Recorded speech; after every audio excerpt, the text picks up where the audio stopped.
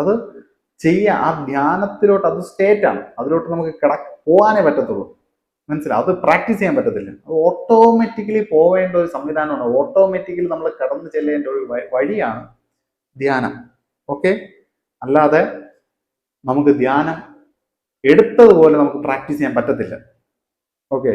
ഇതാ നമ്മൾ മനസ്സിലാക്കിയിരിക്കേണ്ട ഒരു കാര്യമാണ്. ഇപ്പം ധാരണ എന്ന് പറയുന്ന സംഭവം നമുക്ക് മന്ത്രജപം മാത്രം വേണ്ട.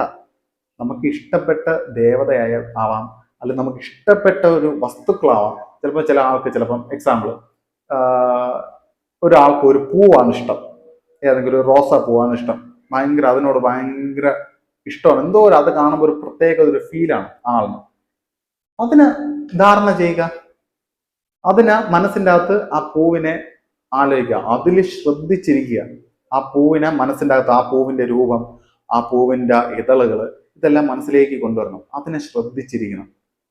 ധ്യാനമാണ്, അത് ധാരണയാണ്.